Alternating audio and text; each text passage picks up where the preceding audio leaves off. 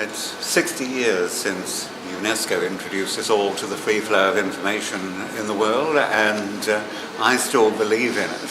And I don't think we're getting it in a lot of developing countries. I don't think we're getting it in Vanuatu to the extent we should, because there's now a multiplicity of media in competition with each other, not always covering the same stories, and you can't be listening to radio and TV and reading all the newspapers and getting it all.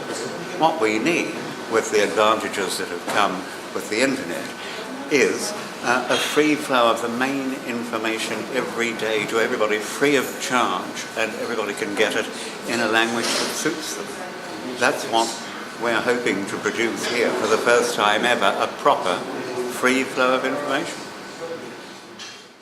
Vanuatu is amongst a lot of countries in the world that's showing low literacy rates.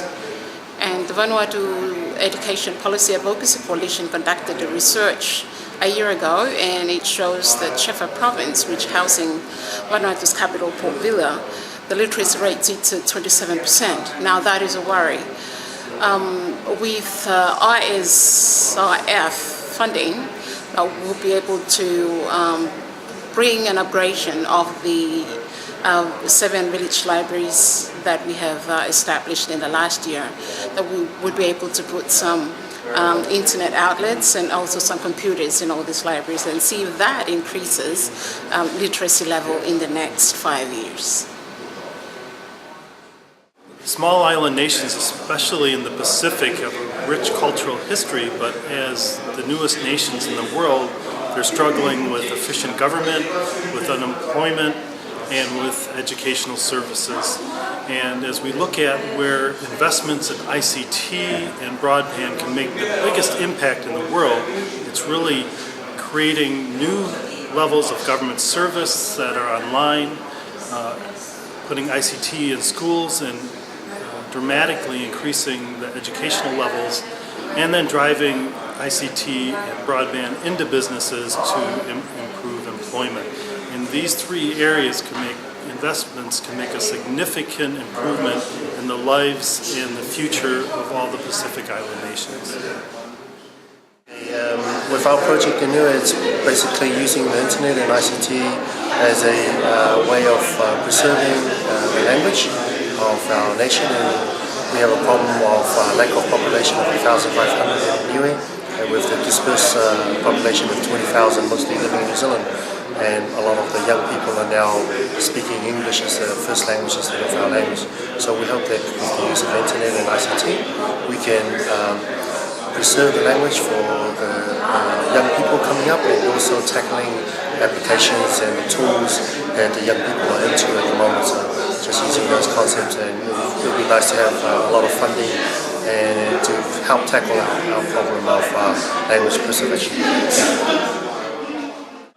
Well, there are a lot of problems in the Pacific, mostly the internet itself. There's a lot of development that requires a lot of funds, and this is where the donors such as ISIF comes in. We in the Pacific, we have limited capability and capacity in terms of funds to be able to implement something that changes people's life. If we are provided with these funds, we are able to make a change in terms of bridging the digital divide or improving internet connectivity in the region. Thank you. Okay, we're small, we're isolated, and we've been largely forgotten and ignored. Culture, our identity, and our language are under threat. But ICT, I believe, has the greatest potential to ensure that these things are preserved into the future. We have the people and the capabilities, it's just that we lack any funding and support. So if the funding and support can come through, I believe we do have a chance to at least protect who we are in the Pacific. Thank you. Hi, I'm from Vanuatu, and as you know, Vanuatu is in the Pacific Islands, and it's very challenging for us out here to get development in all sorts of business, either telecommunications or banking or education even. And we often been forgotten compared to other parts of the world like Asia, Africa and the Americas. And Information is something that is very important for us, especially for people to have access to all the same type of information as people in the urban areas. And this information is anything from cultural information such as stories and languages and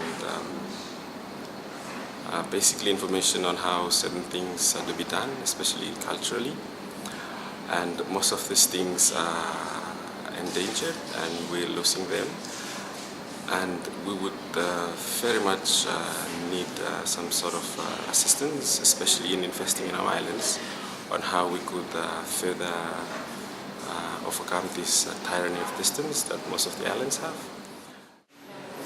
In the Pacific, what we really need out of our donor agents is funding for what we would call a religion, because internet access does nothing for you. It's actually how the people work with the technology and what services they can get out of it. I can go and drop tea out in the middle of the bush somewhere, and if there's no one to drink it, it's useless. What we actually have to do is convince the donor agents that they have to come in, participate, understand the problem, and then figure out, yes, there's a problem here, and we're not just trying to solve a very small part of the pie. We need to have a look at the whole pie and solve that. That'll only happen if donors come in, have a look at the breadth of our problems, our situation, and then step back and say, here's a good piece of money for you. Not just little bits and pieces, but a good chunk of it.